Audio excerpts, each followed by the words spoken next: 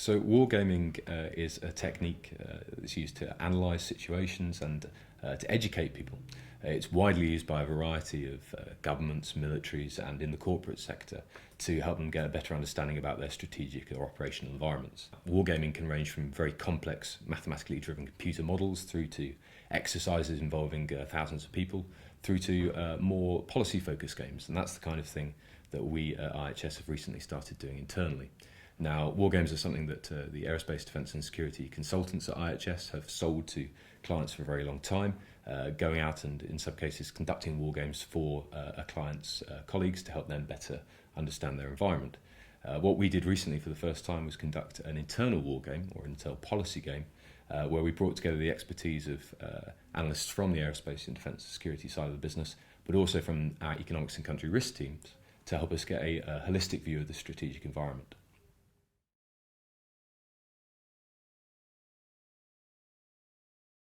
There were a number of developments that made us think that the current Syrian conflict was an ideal candidate for examination through wargaming.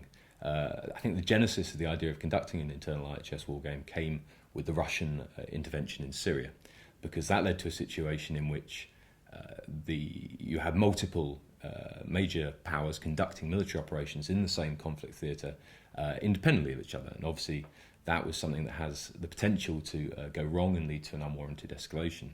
The Russian intervention also significantly shook up the political dynamics around the Syrian conflict and created a variety of different possible directions in which the conflict could develop. So it was really that combination of the increased risk and the increased uncertainty around the future development of the conflict that we thought made it an ideal candidate for examination through wargaming.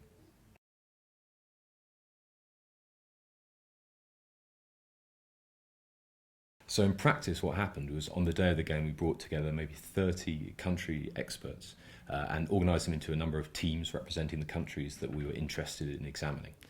They were sitting around our office, and basically they conducted themselves a little bit like the political or military leadership of those countries. So they negotiated with each other, they adopted strategies in response to the events that took place during the scenario of the game.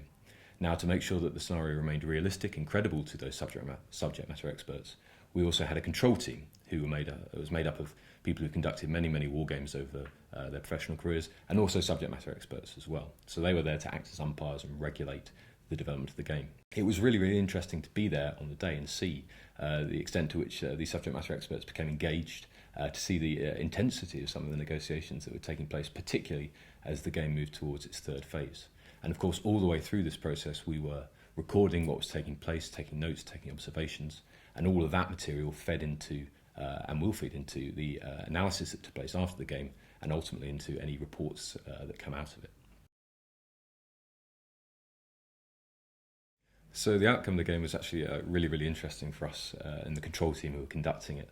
I think one of the key things that came across was that having a very well thought out diplomatic line was a very effective tactic, and I think the Russian team in particular came into the game with a clear set of goals and managed to achieve a lot of those outcomes. There were also some fairly momentous shifts for the status of the Kurds, both in Syria and Iraq and also in southern Turkey. And for Turkey itself, there were some really quite significant developments in terms of their strategy and their forces on the ground. Now, there'll be a report about this in Jane's Intelligence Review, analysing the methodology behind the game. And obviously, if you want to know more about the outcomes of it, you can talk to your account manager, and look forward to seeing future reports on it.